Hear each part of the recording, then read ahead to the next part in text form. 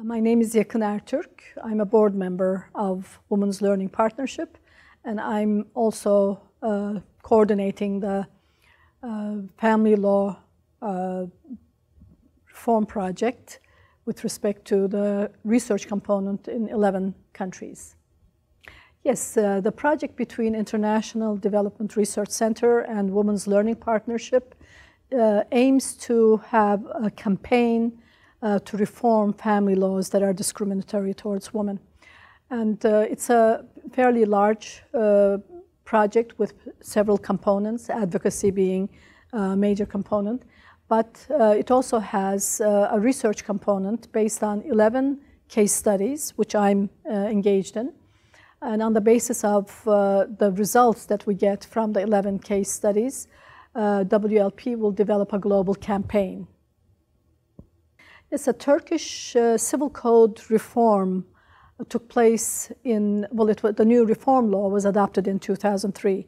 So it dates back a few years where there was considerable amount of advocacy on the part of the women's movement. And I think one of the important aspects of the reform was that the women's groups were able to bring together different women's groups. So create sort of a coalition and consensus on common issues that all women felt were relevant to them. I think it's that coalition gave a great deal of power to the demands of women, which later on was also used in the penal code reform.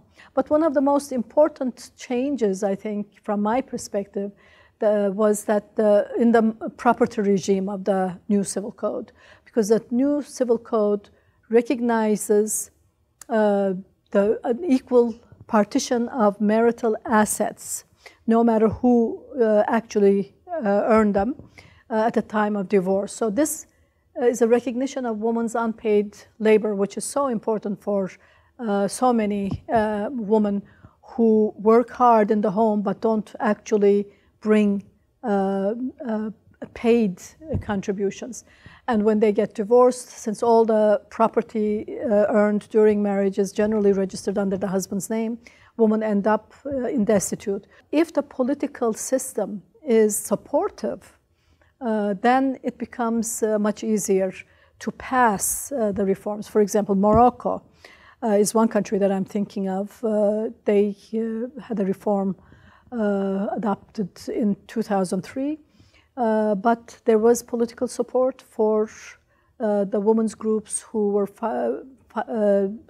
particularly demanding changes on the basis of universal human rights standards. And it was a fairly success story. They were able to demystify the taboos around the family code, which was very much religiously ingrained. You either have to have a very strong women's movement, women getting together, like the case of Turkey, and really challenging the state to push for your reforms, or in the Moroccan case, have the support of the political system so that these standards, which may otherwise be regarded as alien and rejected, can be adopted.